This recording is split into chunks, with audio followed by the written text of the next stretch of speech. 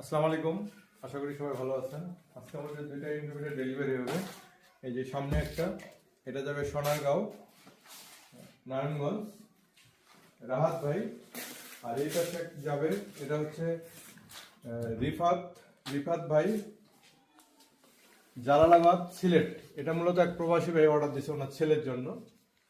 এটা 100% অটোমেটিক, 300 ক্যাপাসিটির আমাদের ইনকিউবেটর।